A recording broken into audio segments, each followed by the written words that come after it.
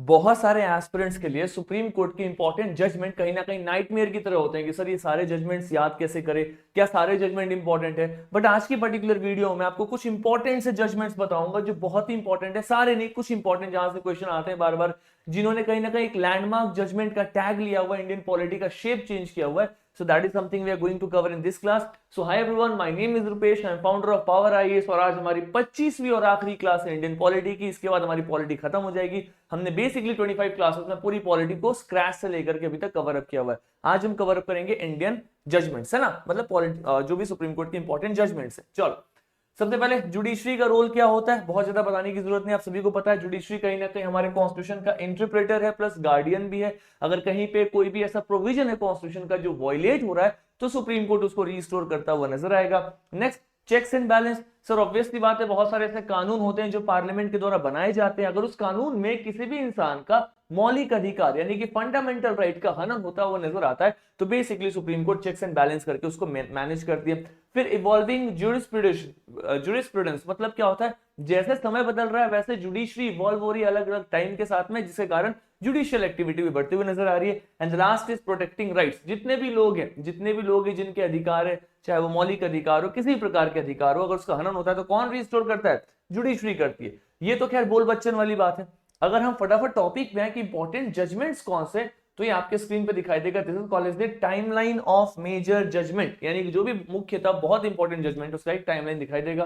1950 में सर ए के गोपालन केस हुआ, बहुत पुराना केस है, 1950 का केस है ना। 1950 में कॉन्स्टिट्यूशन इन्फोर्स होता है, 26 जनवरी को रिपब्लिक डे सेलिब्रेट करते हैं, उसी साल ए के गोपालन का केस आ जाता है। 73 में sir Kesavananda Bharati case basic structure doctrine को चेंज करता हुआ नजर आएगा। फिर आपको इंदिरा गांधी वर्सेस राज नारायण, मेनका गांधी, शाह बानो, ऐसे बहुत सारे केसेस दिखाई देंगे। तो एक एक करके सारे केसेस को डील करेंगे फटाफट।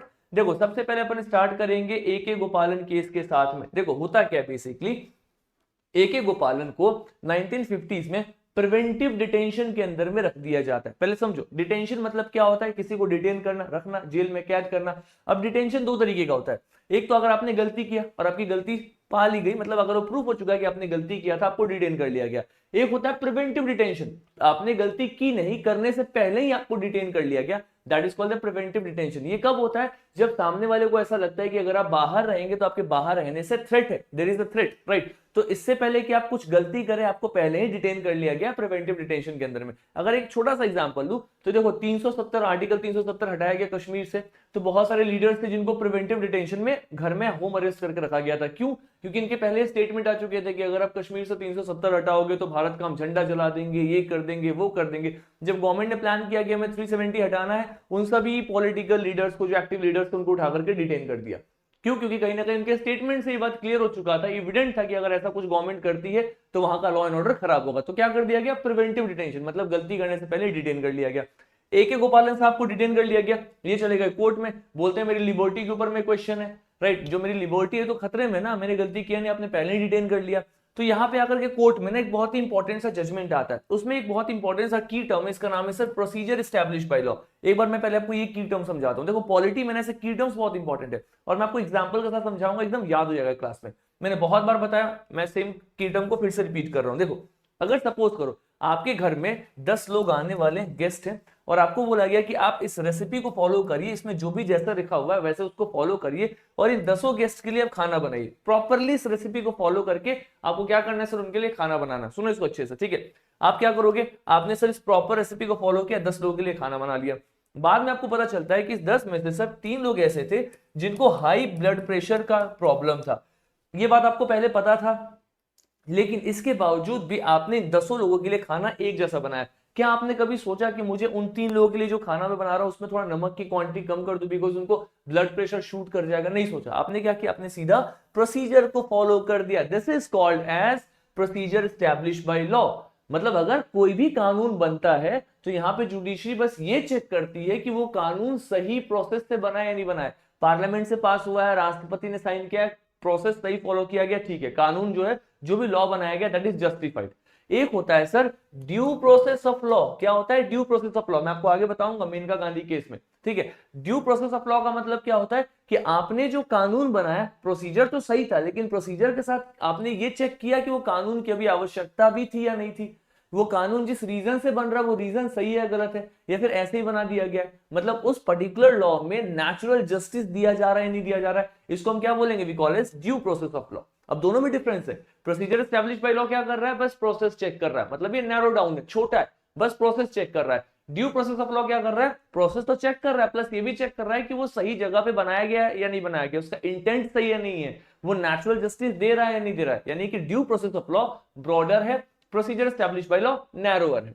तो बेसिकली ये गए कोर्ट में ये बोलते हुए कि मुझे जो डिटेन किया गया है ये सही नहीं है, आप जाकर के इसके रूट कॉज को चेक करिए, ड्यू प्रोसेस ऑफ लॉ को चेक करिए। सुप्रीम कोर्ट ने बोला हम ड्यू प्रोसेस ऑफ लॉ को नहीं देखेंगे, हमें हमारे कॉन्स्टिट्यूशन में आर्टिकल 21 में प्रोसीजर एस्टैब्लिश बाय लॉ लिखा हुआ है, तो हम बस ये देखेंगे कि अगर कोई कानून सही प्रोसेस से बना है तो वो सही है, उसके अगेंस्ट हम कभी नहीं जा सकते। तो कहीं ना कहीं यहाँ पे पर्सनल लिबर्टी को लेकर के बहुत ही नैरो डाउन जजमेंट आया सुप्रीम कोर्ट का। सुप्रीम कोर्ट ने बस बोला कि हमें प्रोसीजर चेक करना, हम ये सब नहीं चेक करना कि नेचुरल जस्टिस आ रहा है नहीं आ रहा है, वो सब हटा दो।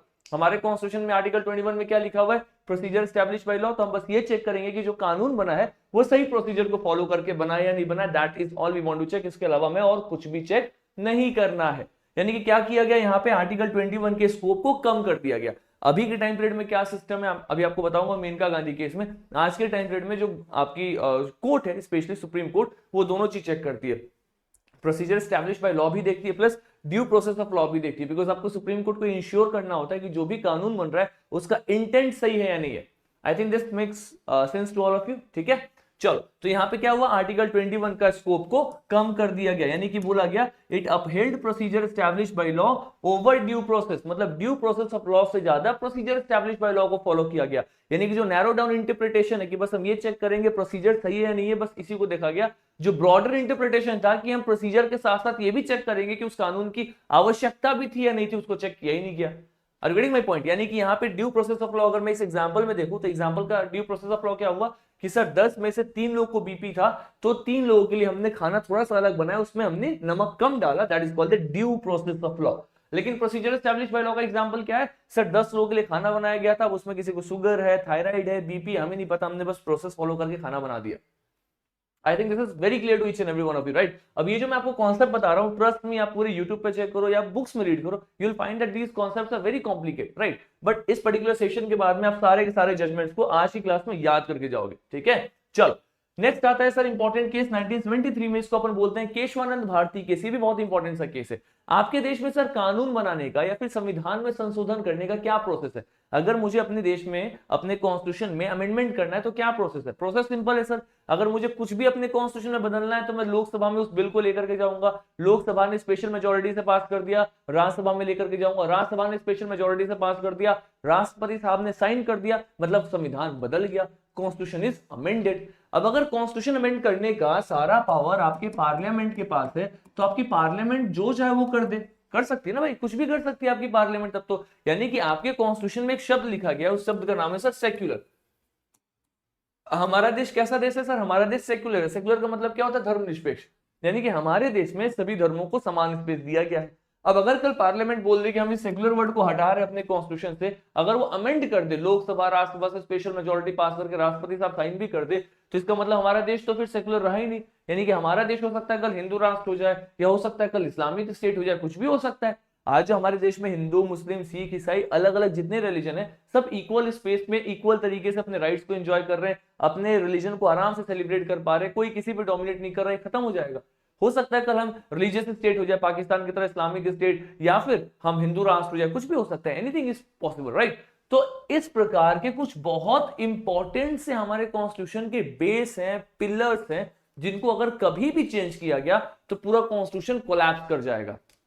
तो सुप्रीम कोर्ट ने बोल दिया पार्लियामेंट को कि आप हमारे संविधान के जो ऐसे बेसिक फाउंडेशंस हैं, जो आपके संविधान के जो बेसिक प्रिंसिपल है, इसको पार्लियामेंट कभी भी नहीं बदल सकती। Parliament can never amend certain important basic pillars of Indian constitution. अब ये क्वेश्चन आएगा सर वो बेसिक पिलर्स क्या है? तो ये बेसिक पिलर्स सुप्रीम कोर्ट अपने जजमेंट के साथ बताएगी कि देखो ये हमारा बेसिक स्ट्रक्चर है कॉन्स्टिट्यूशन का, बेसिक पिलर है कॉन्स्टिट्यूशन का, इसको आप कभी नहीं बदल सकते। जैसे सेक्युलर हो गया, जैसे रिपब्लिक हो गया, जैसे डेमोक्रेसी। डेमोक्रेसी मतलब लोकतंत्र, हम लोग मिल करके अपनी सरकार चुन रहे। अब कल पार्लियामेंट पास कर दे कि इंडिया के हम डेमोक्रेसी को हटा रहे हैं, उन्होंने बिल पास कर दिया, हो सकता है कि सेंटर में कोई ऐसी पार्टी आ जाए जिसके पास में बहुत तगड़ी मेजोरिटी हो, लोकसभा राज्यसभा दोनों में, उसने पास करा दिया, यानी कल डेमोक्रेसी खत्म, डिक्टेटरशिप शुरू, नहीं हो सकता ना ऐसा। तो इसीलिए कुछ इंपॉर्टेंट से चीजों को बेसिकली आपके कॉन्स्टिट्यूशन के अंदर में, मतलब सुप्रीम कोर्ट ने अपने जजमेंट से बोला कि हम बताते रहेंगे कि आप इसको कभी नहीं बदल सकते, दुनिया पलट जाए, याद रखना पार्लियामेंट उन चीजों में बदलाव कभी नहीं कर सकता। यानी कि बेसिक स्ट्रक्चर डॉक्ट्रिन ने क्या कर दिया, पार्लियामेंट का जो अमेंडिंग पावर था, पार्लियामेंट के पास जो पावर था संविधान को बदलने का, उसको कम कर दिया। पहले पार्लियामेंट कुछ भी बदलाव कर सकती थी, लेकिन अब पार्लियामेंट को सोचना पड़ता है कि कहीं ये वाला पार्ट जो हम बदलने जा रहे हैं, ये सुप्रीम कोर्ट इसको बेसिक स्ट्रक्चर तो नहीं बोल रही है। अगर सुप्रीम कोर्ट ने कह दिया कि yes this is a basic structure doctrine, you can not amend, कभी भी पार्लियामेंट अमेंड नहीं कर सकती उसको। यानी कि इस पर्टिकुलर जजमेंट से क्या हुआ, सुप्रीम कोर्ट के पावर, मतलब आपका पार्लियामेंट का पावर कम हो गया। बहुत इंपॉर्टेंट सा जजमेंट है, बेसिक स्ट्रक्चर, ठीक है।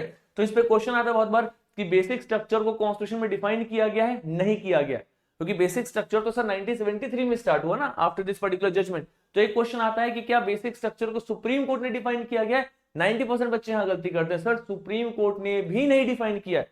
सुप्रीम कोर्ट ने उल्टा ये बोला है कि मैं डिफाइन नहीं कर रहा, लेकिन मैं ये बोल रहा हूं कि भविष्य में आपको अलग अलग केसेस के द्वारा मैं बताते रहूंगा कि ये बेसिक स्ट्रक्चर है, ये बेसिक स्ट्रक्चर है, ये बेसिक स्ट्रक्चर है, मैं जो भी बताऊं उसमें आप बदलाव मत करना, लेकिन मैं डिफाइन नहीं कर रहा। मतलब सुप्रीम कोर्ट ने अपना जो विंडो है उसको ओपन करके रखा हुआ है, ताकि कहीं इसका नैरो ना, मतलब इसको कहीं लूप होल लगा करके ऐसे पार्लियामेंट किसी चीज को ना बदल दे, है ना। तो इसको किसने डिफाइन नहीं किया हुआ, तो देखो क्या लिखा हुआ है, it introduce the landmark basic structure doctrine, it limited parliament power to amend fundamental features. Parliament के पास जो बहुत पावर था ना कि कुछ भी चेंज कर सकते हैं, अमेंड कर सकते हैं, उसको यहाँ पे लिमिट कर दिया गया, कम कर दिया गया। यानी कि हमारे कॉन्स्टिट्यूशन का जो कोर प्रिंसिपल है उसको सेफगार्ड किया गया है। Very very very important, right. This is the Kesavananda Bharati case. I think this makes sense to all of you, right. चलो आगे sir, Indira Gandhi versus Raj Narayan case of 1975। इस पर्टिकुलर केस में पता है क्या होता है, जो राज नारायण जी हैं, ये जाकर के आपके हाईकोर्ट में, इलाहाबाद हाईकोर्ट में पिटीशन डाल देते हैं कि इंदिरा गांधी जी जो 1971 में इलेक्शन लड़ी हैं, राइट, इन्होंने गलत प्रैक्टिसेस का इस्तेमाल किया, ये सही तरीके से इलेक्शन नहीं लड़ी, इन्होंने कहीं ना कहीं कुछ ना कुछ गलत प्रैक्टिसेस का इस्तेमाल किया इलेक्शन को जीतने के लिए। और कहीं ना कहीं इलाहाबाद हाईकोर्ट ये जजमेंट दे देता है कि जो आपकी इंदिरा गांधी जी हैं, राइट, इनका जो इलेक्शन है ये नल एंड वॉइड, ये इलेक्शन ही गलत हुआ है। जैसे ही इलाहाबाद हाईकोर्ट का ये जजमेंट आता है, वैसे ही चूंकि अब Indira Gandhi she is in majority, उनकी सरकार है, उनके पास लोकसभा में मेजोरिटी है, उन्होंने एक बिल पास कर दिया, राइट, फटाफट, और वो बिल पास कर दिया। उस बिल ने एक्चुअली क्लॉज 4 ऐड कर दिया, मतलब संविधान में संशोधन करके एक नया क्लॉज ऐड कर दिया, क्लॉज 4। इस क्लॉज में पता है क्या बोला गया, इस क्लॉज में ये ऐड कर दिया गया कि अगर किसी भी इंसान के इलेक्शन प्रोसेस में कोई भी समस्या है तो उससे संबंधित कोई भी डिसीजन होगा वो पार्लियामेंट लेगी। कौन लेगी, पार्लियामेंट लेगी, आपकी जुडिशरी नहीं लेगी। इस चीज को यहाँ पे डाल दिया गया, क्यों, क्योंकि जुडिशरी ने सीधा सीधा बोल दिया था कि इंदिरा गांधी जी ने जो इलेक्शन कराया वो गलत है, हमारे पास में एविडेंसेस हैं, तो उनके इलेक्शन को हम नल एंड वॉइड कर रहे हैं। तो इससे पहले कि ये चीज इंप्लीमेंट हो, इंदिरा गांधी ने कल ही अमेंडमेंट कर दिया कॉन्स्टिट्यूशन में, ये बोल करके कि भाई ये पावर जुडिशरी के पास है ही नहीं, तो ये जजमेंट आप दे ही नहीं सकते, ये पावर है पार्लियामेंट के पास। अब आप खुद सोचो, क्या पार्लियामेंट अपने ही लोगों के ऊपर में ऐसा स्टेप लेगा क्या कि हाँ इनका इलेक्शन खराब है, इनको हटा दो। भाई इलेक्शन खराबी क्यों ना हो, अगर वो इलेक्शन जीत करके आया तो वही तो मेजोरिटी है, वो कैसे जाएगा कि मेरे को हटा दो। Make sense to all of you, right. अगर मैं गलत तरीके से इलेक्शन जीत जाऊं तो क्या मैं पार्लियामेंट में कल जाकर के खुद के अगेंस्ट बिल पास करूंगा क्या कि मेरा तरीका गलत है, मुझे हटा दो। ये तो कोई ऐसा बॉडी करना चाहिए ना जो न्यूट्रल हो, ना पार्लियामेंट का हो ना किसी का, न्यूट्रल हो, दैट इज द जुडिशरी। तो उसके अगेंस्ट में जजमेंट आ गया था। बाद में जाकर के जुडिशरी ने इस पर्टिकुलर सुप्रीम कोर्ट ने इस पर्टिकुलर जजमेंट को ओवरराइड किया, इस कॉन्स्टिट्यूशन अमेंडमेंट को खत्म किया। क्या बोला गया, तो it said that there is judicial review over election dispute. ये बोल दिया कि नहीं नहीं, ये जो भी आपने संविधान में संशोधन किया ये गलत है, अगर कभी भी इलेक्शन में किसी की भी समस्या होगा तो वहां पे जुडिशियल रिव्यू का स्कोप है, जुडिशरी इंटरवीन करेगी, चेक करेगी, अगर लगेगा कि इलेक्शन गलत तरीके से हो रहा है तो नल एंड वॉइड भी कर दिया जाएगा, राइट। इसके बाद से कहीं ना कहीं क्या है, it emphasize democratic principle over legislative power. मतलब लेजिस्लेटिव पावर मतलब ऐसा नहीं कि आप कुछ भी कानून बना सकते हैं, डेमोक्रेटिक प्रिंसिपल्स बहुत इंपॉर्टेंट है। अगर आपने गलत तरीके से इलेक्शन लड़ा है तो आपके अगेंस्ट में एक्शन लिया जा सकता है, जुडिशरी में इंटरवीन कर सकती है। देखो कितने बड़े बड़े केसेस है, और इन केसेस के अंदर में आपको पूरी पॉलिटी की हिस्ट्री दिखाई दे रही है। इनफैक्ट ये वही वाला टाइम पीरियड है जब 1975 में इंदिरा गांधी ने क्या किया था, इमरजेंसी का मिसयूज करके, मतलब बेसिकली आपके कॉन्स्टिट्यूशन का मिसयूज करके 1975 में इमरजेंसी लगाया था, राइट। तो उसकी कहानी अलग है। इमरजेंसी लगने के बाद में बहुत सारा चीज बदला गया, इमरजेंसी में भी आपको पता चलेगा सर कुछ की टर्म्स को बदले गए, जहां पे इंटरनल इमरजेंसी था उसको हटा करके आर्म्ड रिबेलियन ऐड किया गया। ये सब मैंने आपको पढ़ाया हुआ है, all important amendments in one shot. I think आधे घंटे की वीडियो आपको प्लेलिस्ट में दिख जाएगा, one shot of history and polity, वहां पे ऊपर ही आधे घंटे में सारे अमेंडमेंट्स कराए हुए हैं, वो आप देख सकते हो। और अगर आप पहली बार आए हो तो मैंने भी कुछ टाइम पहले इंपॉर्टेंट आर्टिकल्स भी कराए हैं। आर्टिकल्स बच्चों के लिए भी एक नाइटमेयर है कि सर कितने आर्टिकल याद करें, रिवाइज करें, उसको भी देख सकते हो। लगभग 34-35 हजार बच्चों ने देखा है, अच्छे नंबर पे बच्चों ने उस पर्टिकुलर वीडियो को देखा है। If you want you can definitely go and watch that video. बाकी यहाँ मैं आपका जजमेंट करा दूंगा तो सारा मिसलेनियस पॉलिटी का कवर हो जाएगा, है ना। चलो, Maneka Gandhi versus union of India, ये केस मैं आपको पहले ही एक्सप्लेन कर चुका हूं। बेसिकली ये केस में होता क्या, मैं आपको एकदम क्रक्स बता रहा हूं। मेनका गांधी जी की कहानी छोड़ देते हैं। बेसिकली कहानी यही था कि मेनका गांधी जी का पासपोर्ट सीज कर लिया गया था कि बाहर ना जा पाए, तो इन्होंने लिबर्टी के ऊपर में क्वेश्चन पूछा था। तो वो सब चीजों में नहीं जाते, हम सीधा टॉपिक पे आते हैं। इस जजमेंट से निकल करके क्या आता है, तो इस जजमेंट से निकल करके ये आता है कि हम जो पहले फॉलो कर रहे थे ना, प्रोसीजर एस्टैब्लिश बाय लॉ, याद करो AK गोपालन केस, जिसमें सुप्रीम कोर्ट ने बोला कि हम बस प्रोसीजर चेक करेंगे, हमें कोई मतलब नहीं है कि वो इंटेंट सही है इंटेंट गलत है, इंटेंट को साइड करिए, हमको प्रोसीजर बताइए। यहां पे अब सुप्रीम कोर्ट अपने इंटरप्रिटेशन को वाइड कर रहा है, पुराने वाले जजमेंट के अगेंस्ट जा रहा है। सुप्रीम कोर्ट ने यहाँ पे क्या बोला कि हम प्रोसीजर स्टैब्लिश बाय लॉ के साथ साथ हम ड्यू प्रोसेस ऑफ लॉ भी चेक करेंगे, यानी कि हम ये भी इंश्योर करेंगे कि जो कानून बनाया गया है सही प्रोसीजर को फॉलो करके, क्या वो कानून का इंटेंट सही है, क्या वो कानून नेचुरल जस्टिस के प्रिंसिपल को फुलफिल कर रहा है। इफ यस, तभी वो कानून लेजिटिमेट है, अदरवाइज हम उसको लेजिटिमेट नहीं मानेंगे। As simple as that. यही आपका मेनका गांधी केस और कुछ भी नहीं है यहाँ पे, बस यही है। मतलब यहाँ पे क्या बोल दिया गया कि हम प्रोसीजर एस्टैब्लिश बाय लॉ जो आर्टिकल 21 में मेंशन्ड है, इसके साथ साथ हम आर्टिकल 21 में एक और चीज ऐड कर रहे हैं, that is the due process of law, यानी कि हम कानून के प्रोसीजर के साथ साथ उसके इंटेंट को भी चेक करेंगे कि कानून की आवश्यकता भी थी या नहीं थी, वो कानून जो आ रहा है वो लोगों के राइट्स को फुलफिल, उन लोगों को जस्टिस फुलफिल तरीके से दे पा रहा है नहीं दे पा रहा है, इस पूरे पैरामीटर्स को हम चेक करते हुए नजर आएंगे। ठीक है, so it expanded scope of article 21। देखो आर्टिकल 21 के स्कोप को इसने एक्सपेंड कर दिया। आपके आर्टिकल 21 में बस प्रोसीजर एस्टैब्लिश बाय लॉ लिखा हुआ था, वहां पे ड्यू प्रोसेस ऑफ लॉ भी ऐड कर दिया गया, यानी कि ड्यू प्रोसेस को यहाँ पे ऐड कर दिया गया। साथ में राइट टू ट्रेवल अब्रोड, इस चीज को भी याद रखना, देश के बाहर जाना ये आपका राइट है आर्टिकल 21 के अंदर में। ठीक है, और देश के अंदर घूमना ये आपका राइट है सर आर्टिकल 19 के अंदर में। कंफ्यूज मत होना, मैं फिर से बता रहा हूं, बहुत बच्चे कंफ्यूज होते हैं। अगर आप देश के अंदर घूम रहे हैं और अगर आपको देश के अंदर घूमने से कोई रोक रहा है तो आपका आर्टिकल 19 का वायलेशन हो रहा है, it is violating your article 19, आपके अनुच्छेद 19 का उल्लंघन हो रहा है। लेकिन अगर आप देश के बाहर जाना चाहते हैं, अब्रोड जाना चाह रहे हैं और कोई रोक रहा है तो आपका आर्टिकल 21 वायलेट हो रहा है। एक्सट्रीमली इंपॉर्टेंट, यहां बच्चे कंफ्यूज करते हैं। ठीक है, फिर सर शाह बानो केस आता है वर्सेस मोहम्मद अहमद खान। बेसिकली शाह बानो के हस्बैंड थे मोहम्मद अहमद खान, और लगभग शाह बानो जी की एज थी 63 ईयर्स, 63 वर्ष की आयु में इनके हस्बैंड ने इनको तलाक दे दिया, है ना। और तलाक दे करके, और ये बहुत ही बड़े मतलब पुराने एडवोकेट थे, तो इन्होंने तलाक दे दी। और जब बोला गया कि आप एलिमनी दो, मतलब आपकी वाइफ है वो आप ही पे डिपेंडेंट थी, शी नीड्स मनी, राइट, तो बेसिकली इन्होंने डिनाई कर दिया। इन्होंने बोला कि शायद शादी के 2 या 3 महीने तक, ऐसे मुस्लिम कस्टम्स में होता है कि हम उसका देखभाल करेंगे, उसके बाद हम नहीं करेंगे, शायद उसको इदात कहते हैं, if I am not wrong, sorry for the pronunciation, but उसके बाद हम उसको हेल्प नहीं करेंगे, we are not going to give even a single rupee. तो इस चीज को लेकर के सुप्रीम कोर्ट का जजमेंट आया। सुप्रीम कोर्ट ने कहा महिला जो है वो हिंदू हो मुस्लिम हो कोई भी हो, आपको सभी को हम एक पैरामीटर पे लेकर के चलेंगे। और यहाँ पे कहीं ना कहीं यूनिफॉर्म सिविल कोड को लेकर के डिबेट स्टार्ट हो गया कि बहुत सारे ऐसे हमारे देश में कस्टम है जो हिंदू लॉ के हिसाब से चल रहे हैं, जो मुस्लिम लॉ के हिसाब से चल रहे हैं, अलग अलग धर्म अपने अपने अलग अलग हिसाब से उस कानून को फॉलो कर रहा है।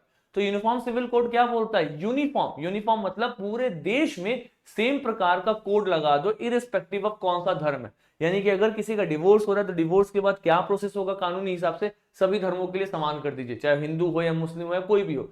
प्रॉपर्टी राइट्स है ना, कि बेटा प्रॉपर्टी का मालिक बनेगा, बेटी बनेगी, बड़ा बेटा बनेगा, छोटा बनेगा, कैसे डिवाइड होगा, अलग अलग धर्म में अलग अलग तरीके से लोग अलग अलग प्रैक्टिसेस को मानते हैं, राइट। तो यहाँ पे बोला गया कि इन सभी को कॉमन करिए और वहां पे लेकर के आ जाइए यूनिफॉर्म सिविल कोड, यानी कि सभी के सभी के लिए हम क्या करेंगे सर, सिमिलर पैटर्न पे कोड बनाएंगे जिसमें सब लोग सेम स्टफ को फॉलो करते हुए नजर आएंगे। किसी को हम हिंदू और मुस्लिम लॉ के बेसिस पे यहाँ पे डिफरेंस क्रिएट नहीं करेंगे, यही यहाँ पे आता हुआ नजर आएगा और कुछ भी नहीं, बहुत सिंपल। नेक्स्ट है Indira Swani versus union of India case. Particularly इस केस में हुआ क्या, मंडल कमीशन का रिपोर्ट आया था और रिपोर्ट ने बताया था कि हमें 27% जो हमारे देश की आबादी है, मतलब 27% जो हमारे देश में सीट्स आती है गवर्नमेंट वैकेंसीज में, इनको हमें रिजर्व कर देना चाहिए अदर बैकवर्ड क्लास के लिए, क्योंकि मंडल कमीशन ने रिपोर्ट को स्टडी किया था, लगभग 50% के आसपास में बैकवर्ड क्लास की पॉपुलेशन थी, तो इन्होंने कहा कि 27% सीट हमें अदर बैकवर्ड क्लास के लिए रिजर्व कर देना चाहिए। तो इसी को लेकर के जो इंदिरा स्वानी है, इन्होंने कोर्ट में केस डाला था कि 27% रिजर्वेशन गलत है। बाद में कोर्ट ने बोला नहीं, ये रिजर्वेशन सही है, 27% हम दे सकते हो ओबीसी को। प्लस कोर्ट ने ये भी कह दिया कि दुनिया पलट जाए, 50% से ज्यादा सीट्स कभी भी आप रिजर्व नहीं कर सकते, 50% is the maximum seat that you can reserve. इस चीज को यहाँ पे सुप्रीम कोर्ट ने कह दिया। प्लस सुप्रीम कोर्ट ने भी कहा था कि अगर अदर बैकवर्ड क्लास में कोई क्रीमी लेयर है, मतलब मॉनेटरी टर्म्स में एक नंबर दे दिया गया कि अगर किसी की सालाना इनकम इतने लाख से ज्यादा है, अगर वो क्रीमी लेयर है, तो उसको ये वाला रिजर्वेशन नहीं मिलेगा। तो इन सभी चीजों को कहीं ना कहीं इंदिरा स्वामी वर्सेस यूनियन ऑफ इंडिया के केस में देखा गया था, राइट। सो ये केस भी आपके लिए थोड़ा सा इंपॉर्टेंट सा है, ठीक है। चलो नेक्स्ट सर, पुट्टा स्वामी केस 2017, बेसिकली बहुत ही सिंपल सा केस है, मैं आपको इसका जो आउटकम है वो बताता हूं। इस केस में यही बोला गया कि जो राइट टू प्राइवेसी, हर इंसान के पास में राइट टू प्राइवेसी, और राइट टू प्राइवेसी हर इंसान का आर्टिकल 21 का पार्ट है। आर्टिकल 21 क्या है, right to life with dignity, इसी का पार्ट है सर राइट टू प्राइवेसी। आपकी प्राइवेसी में कोई इंटरफेयर नहीं करेगा। हो क्या रहा था कि पुट्टा स्वामी आई थिंक रिटायर्ड जज थे, और इन्होंने इस पिटीशन को डाला था ये बोलते हुए कि जो आधार कार्ड के लिए इंफॉर्मेशन लिया जा रहा है वो इंफॉर्मेशन बहुत वेग है, हमारी प्राइवेसी के ऊपर में क्वेश्चन क्रिएट कर रहा है। तो जाकर के सुप्रीम कोर्ट का जजमेंट था कि भैया जो आपका प्राइवेसी है ना, ये आर्टिकल 21 का पार्ट है, तो आपका प्राइवेसी कभी वायलेट नहीं होना चाहिए। अगर कोई आपके प्राइवेसी को वायलेट कर रहा है, यानी कि आपके आर्टिकल 21 को वायलेट कर रहा है, और मैं आपको पहले बता चुका हूं फंडामेंटल राइट्स वाले चैप्टर में कि सर जितने भी फंडामेंटल राइट्स है एक्सट्रीमली इंपॉर्टेंट, दुनिया पलट जाए उनका वायलेशन नहीं हो सकता, तो इसलिए इसका भी वायलेशन नहीं होना चाहिए। इसी चीज को यहाँ पे सिंप्लीफाई कर दिया गया इस पर्टिकुलर केस के द्वारा, है ना। नेक्स्ट है सर नवतेज जोहर। नवतेज जोहर का केस क्या था, तो बेसिकली इन्होंने स्टक डाउन कर दिया section 377 of IPC, upheld right to equality dignity and personal liberty. जो सेक्शन 377 था उसको स्टक डाउन करके सबको इक्वल स्पेस दे दिया गया है, स्पेशली एलजीबीटीक्यू राइट्स को लेकर के था, राइट, कि जो भी अलग अलग जेंडर्स के लोग उनको इक्वल ट्रीटमेंट मिले, अपनी लाइफ को अपने हिसाब से जी सके, तो उनको अगेंस्ट में जो भी यहाँ पे प्रोविजन था उसको स्टक डाउन करके इक्वल स्पेस दिया गया।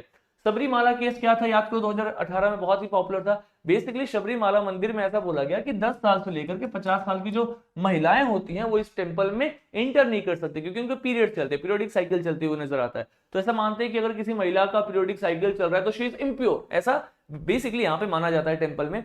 तो ये कहीं ना कहीं जो वुमेन्स है उनकी इक्वालिटी वाले कॉन्सेप्ट को डिनाई कर रहा है। बहुत सारे other fundamental right, for example gender equality, religious freedom, women right, ऐसी चीजों के ऊपर में क्वेश्चन क्रिएट कर रहा है। तो सुप्रीम कोर्ट ने बोला ऐसा नहीं होना चाहिए, कोई भी महिला है उसके पास में इक्वल स्पेस है, वो मंदिर जा सकती है। 10 से 50 साल का जो आपने बैरियर लगाया हुआ है ये कहीं से भी सही नहीं है, इट इज रॉन्ग। इसके वास्ते आपको पता चलेगा सबरीमाला मंदिर में हर एज की वुमेन जाना स्टार्ट कर देती है, राइट। सो मतलब ये बेसिकली कहीं ना कहीं एक कांस्टेंट था महिलाओं के ऊपर में, तो उसको हटा दिया गया बेसिकली सबरीमाला टेंपल के द्वारा, है ना। अब ये कुछ रीसेंट से जजमेंट्स है, रीसेंट से जजमेंट्स में क्वेश्चन कम ही आते हैं, मैं फटाफट आपको बता दूंगा। अयोध्या वर्डिक्ट आप सभी को पता है, लैंड डिस्प्यूट चल रहा था राम टेंपल को लेकर के, अभी रिसेंट में हुआ। ये वाला इंपॉर्टेंट है, ये क्या है सर, ये अनुराधा भाषिन 2020 का केस। बेसिकली ये अनुराधा भाषिन जी जम्मू एंड कश्मीर की, if I am not wrong, एक क्या मीडिया पर्सन थी, और वहां पे जो आपका इंटरनेट है उसको काफी लंबे समय तक गवर्नमेंट ने बैन कर दिया था, बिकॉज गवर्नमेंट को लगता था सिक्योरिटी थ्रेट्स हैं, इंटरनेट के द्वारा मैसेजेस पर्कुलेट हो रहे हैं जिसके कारण सिक्योरिटी कंसर्न्स आ सकते हैं। तो बेसिकली इन्होंने सुप्रीम कोर्ट में आकर के बोला कि आप हमारे इंटरनेट को बैन कर रहे हैं, कहीं ना कहीं हमारे normal day to day functioning पे क्वेश्चन क्रिएट कर रहा है। तो सुप्रीम कोर्ट ने एक बहुत तगड़ा जजमेंट दिया। सुप्रीम कोर्ट ने कहा कि हर इंसान के पास में राइट टू एक्सेस, मतलब right to have internet, right to access internet, internet access करने का अधिकार है, और ये बेसिकली आपका फंडामेंटल राइट है आर्टिकल 19 के अंदर में, freedom of speech and expression. यानी कि अगर कभी भी गवर्नमेंट आपके इंटरनेट को बैन कर रही है, यानी कि आपके आर्टिकल 19 के ऊपर में क्वेश्चन क्रिएट हो रहा है, आपके आर्टिकल 19 का वायलेशन हो रहा है, गवर्नमेंट नहीं कर सकती। और अगर गवर्नमेंट बैन कर रही है तो उसी केस में करेगी जब एक्सट्रीम केस चल रहा है, कि अगर उसको बैन नहीं किया गया तो बहुत बड़ा कोई सिक्योरिटी कंसर्न है, तब कहीं हो सकता है कि आपको रीजनेबल रिस्ट्रिक्शन के नाम पे कुछ टाइम के लिए बैन कर दो इंटरनेट, अदरवाइज आप कभी भी फोर्सफुल तरीके से इंटरनेट बैन नहीं कर सकते। आर्टिकल 19 का पार्ट है। क्वेश्चन अगर पूछ दिया जाए कि बेसिकली जो आपका राइट टू इंटरनेट है आर्टिकल 19 का पार्ट किस पर्टिकुलर केस से था, तो याद रखना अनुराधा भाषिन, ऐसे केसेस पे क्वेश्चन आ सकते हैं। प्लस एक और आया है सर 2023 में भी, 2 साल पहले ही, सेम सेक्स मैरिज के ऊपर में, जहां पे बोला गया था कि क्या सेम सेक्स के लोग आपस में मैरिज कर सकते हैं। तो सुप्रीम कोर्ट ने सीधा अपना स्टैंड पीछे रख लिया, बोला कि इसमें सुप्रीम कोर्ट कोई जजमेंट नहीं देगा, ये ऐसा चीज है जो कहीं ना कहीं पार्लियामेंट के द्वारा ही आएगा कानून बन करके, तो उसी को फॉलो करना है। सुप्रीम कोर्ट बेसिकली इसमें डिनाई कर गया कि हम इसमें कुछ नहीं बोलना चाहते। पार्लियामेंट को उसने बोल दिया कि भाई कमेटी बनाइए, जांच करिए आपको क्या लगता है और आप अपने हिसाब से उसको कानून बना के हैंडल करिए। और कहीं ना कहीं फिर से वही यूनिफॉर्म सिविल कोड बोल दिया गया कि भाई हर चीज को, सिविल मैटर को अपने हिसाब से आप हैंडल करो, उसमें हम बार बार इंटरफेयर नहीं कर सकते। तो इसमें सुप्रीम कोर्ट ने अपने आप को साइडलाइन कर दिया। अभी इलेक्ट्रल बॉन्ड का इशू चल रहा था 2024 का, है ना, 2018 में इलेक्ट्रल बॉन्ड आया था। ये इलेक्ट्रल बॉन्ड मतलब क्या है कि जो state bank of India SBI में अगर आप चाहते हो कि मैं किसी पॉलिटिकल पार्टी को फाइनेंशियली मदद करना चाहता हूं, तो आप उस पॉलिटिकल पार्टी के नाम पे बॉन्ड खरीद सकते हो, और अगर आप बॉन्ड खरीदोगे तो वो पैसा उस पॉलिटिकल पार्टी को मिलेगा। मतलब कहीं ना कहीं आप कंट्रीब्यूट कर रहे हो पॉलिटिकल पार्टी को, अपने तरफ से कुछ पैसा दे रहे हो। लेकिन ये खतरनाक प्रोविजन नहीं, इसका सबसे ड्रैकोनियन पार्ट ये था कि सर इलेक्ट्रल बॉन्ड में आप जिस इंसान ने बॉन्ड खरीदा उसका इंफॉर्मेशन नहीं दे रहे। मतलब सपोज करो एक पार्टी ए है, अब इस पार्टी को करोड़ों रुपए आ रहे हैं, लेकिन किस इंसान से आ रहे हैं ये इंफॉर्मेशन आप पब्लिक में नहीं दे रहे हो, लेकिन ये करोड़ों रुपए आप एक्सेप्ट कर रहे हो ये बोल करके कि लोग हमें इलेक्ट्रल बॉन्ड दे रहे हैं, इलेक्ट्रल बॉन्ड हम ले सकते हैं बिकॉज हम कहीं ना कहीं डेमोक्रेटिक कंट्री है, हमें फंडिंग मिल रहा है लोगों के द्वारा कि हम कुछ अच्छा कर रहे हैं तो हम कर सकते हैं। लेकिन इसमें बहुत सारी चांसेस है ना कि करप्शन हो रहा हो, या फिर कहीं ना कहीं आपको पता चले सर जो पैसा है मनी लॉन्ड्रिंग हो रहा है ना, ब्लैक को व्हाइट में कन्वर्ट किया जा रहा है, बहुत सारे चांसेस है। तो बेसिकली इसको स्टक डाउन कर दिया गया, बाद में सुप्रीम कोर्ट के द्वारा इसको बोला गया कि इनकॉन्स्टिट्यूशनल है, क्योंकि कहीं ना कहीं अगर आप किसी को बता नहीं रहे हो कि किससे पैसा आया, कहां से पैसा आया, तो ये लोगों के राइट टू इन्फॉर्मेशन के ऊपर में क्वेश्चन क्रिएट कर रहा है, आर्टिकल 19 को वॉयलेट कर रहा है। हर इंसान को जानने का अधिकार है कि हमारे देश में क्यों हो रहा है, कैसे हो रहा है, आरटीआई क्यों बनाया गया, राइट टू इन्फॉर्मेशन, राइट, कहीं ना कहीं उसका वायलेशन हो रहा है, और कहीं ना कहीं इसके कारण हमारी ट्रांसपेरेंसी खत्म हो रही है। तो इस जजमेंट को खत्म करके आपकी ट्रांसपेरेंसी को बढ़ाई गई है सुप्रीम कोर्ट के द्वारा। तो ये कुछ बहुत ही मुख्यतः they are very important cases that we have covered, है ना, जहां से क्वेश्चन आ सकते हैं। तो वो क्या पता चलेगा सर, इनिशियल फेज 1950 से 60 के बीच में किस टाइप के केसेस आते थे, तो सर इस टाइम पे procedure established by law, legal interpretation, क्योंकि कॉन्स्टिट्यूशन अभी नया नया बनाया तो संविधान से संबंधित इश्यूज हो रहे हैं, उसको डील किया जा रहा है, ठीक है। इसके बाद में कैसे केसेस आ रहे हैं, तो सर ट्रांजिशन पीरियड देखने को मिल रहा है 1920 के आसपास में, जहां पे आपको क्या पता चलेगा, emergency of basic structure doctrine start हो रहा है ना, राइट्स को एक्सपेंड किया जा रहा है, इमरजेंसी वाले सिचुएशन देखने को मिल रहे हैं। बाद में सर लिबरल इंटरप्रिटेशन आता है, मतलब आपकी जुडिशरी एक्टिव हो गई है, प्रोएक्टिव, पब्लिक लिटिगेशन, ऐसी चीजें आ रही है। और लास्ट में पता चलेगा सर कि हम मॉडर्न प्रिंसिपल्स को बैलेंस कर रहे हैं, फॉर एग्जांपल इंटरनेट का एक्सेसिबिलिटी होना चाहिए, नहीं होना चाहिए, प्राइवेसी से संबंधित कुछ कंसर्न, जो भी मॉडर्न इश्यूज है इसको हम डील कर रहे हैं। यानी कि सुप्रीम कोर्ट के पास में समय के साथ साथ में जो इश्यूज भी हैं वो इवॉल्व होते हुए नजर आ रहे हैं, और जुडिशरी उसी हिसाब से जजमेंट दे रही है। तो यहाँ बस कुछ नहीं दिया, कुछ पीवाईक्यूज है यूपीएससी के, और बाकी एग्जाम्स में भी पूछे जाते हैं। 2016 में मेंस में पूछा हुआ था, 22 में मेंस में पूछा हुआ इन पर्टिकुलर टॉपिक्स पे। प्रीलिम्स में आप देखो तो आर्टिकल 21 के ऊपर में तो हर दूसरे साल कहीं ना कहीं प्रीलिम्स में क्वेश्चन होता है, 21 के ऊपर, 19 के ऊपर में जो जजमेंट बेस्ड क्वेश्चन होते हैं। तो आप इसको फटाफट डाउनलोड कर सकते हो। बेसिकली आपको कहाँ मिलेगा ये सर, ये आपको मिल जाएगा UPSC by Rupesh Telegram channel पे। किसमें मिलेगा, you will actually get this particular content on a Telegram channel. Just a second ना, let me write the name of the channel. The name of the channel is UPSC by Rupesh. आपको यहाँ पे पूरा content free of cost मिल जाएगा, आपको download करना है जाके टेलीग्राम चैनल पे। और ये आपकी आखिरी क्लास है। Before I end the class I want to know from all of you, इसके बाद we are planning to start modern India. हम मॉडर्न इंडिया की क्लास स्टार्ट करने का सोच रहे हैं। So if you guys want us that we should start the modern India class एकदम कंसिस्टेंटली सीरीज के बेसिस पे, जैसे हमने 25 क्लास में पॉलिटी कवर किया, ऐसे ही अप्रॉक्सिमेटली 20 क्लास में अपन मॉडर्न इंडिया भी रैप अप करेंगे। If you really want that, let us know in the comment box, then we shall be thinking about this particular step, and very soon we'll be starting up that particular series. So today is officially the end of the 25 days challenge of Indian polity. So this is for today. Thank you so much everyone. God bless you all. You guys are so consistent. That's so nice of you. Just keep on hustling, keep on studying hard, and definitely you'll get success someday, right? So all the very best. Thank you so much everyone. God bless you all. Thank you.